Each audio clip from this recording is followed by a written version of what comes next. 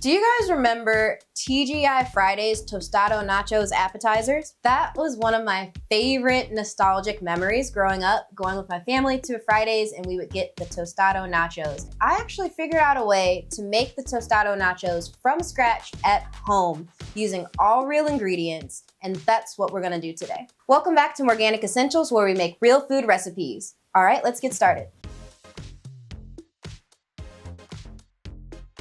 So you want to grab your corn tortillas and cut them in halves. These are going to serve as our tostados, the base of our tostados. And spray each side with some avocado oil. That helps them get nice and crispy.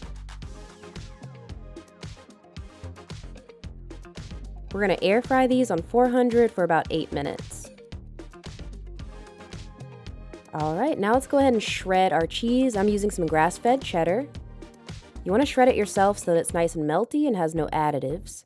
And then we're going to chop 2 jalapeños. Just go ahead and slice them like this.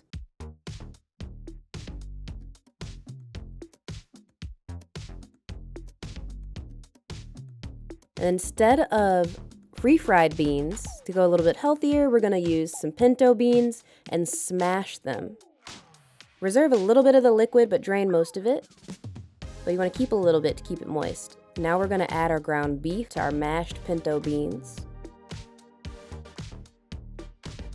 And just go ahead and mix that together. This is going to be our spread for our Tostado Nachos. This will be the filling.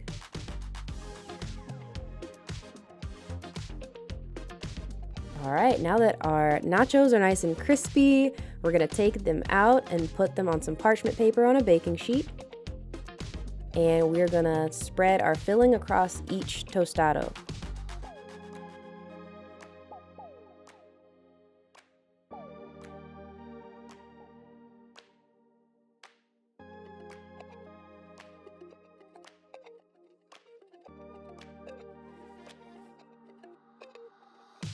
The beans and the meat serve as nice sources of protein here. So good.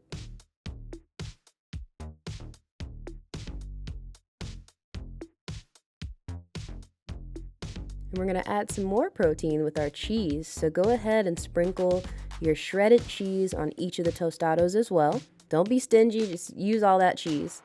And I actually like to sprinkle a little bit of smoked paprika on top for a little added color and flavor. And you're also going to add a jalapeno slice to the middle of each tostado, just like TGI Fridays used to do.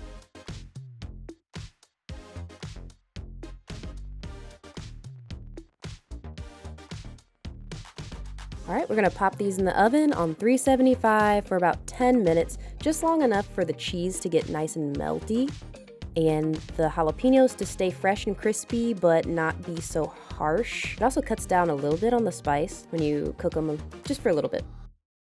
And look at that, the tostados are nice and crispy, everything's warm, the cheese is melted, jalapenos are crispy.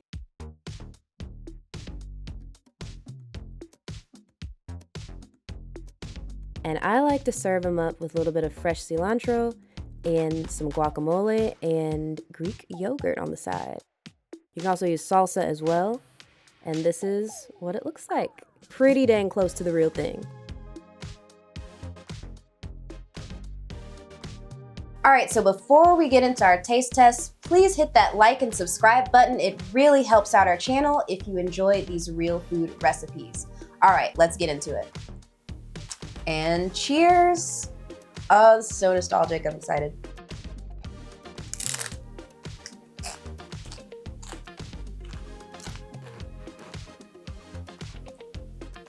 Yeah.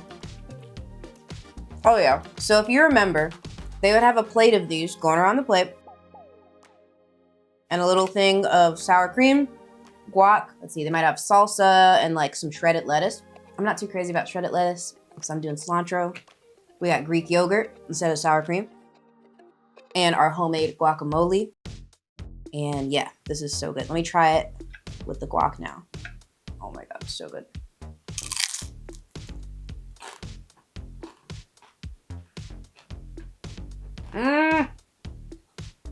This is bringing back so many memories. Okay, now let me try it with the Greek yogurt, which we're using in place of sour cream.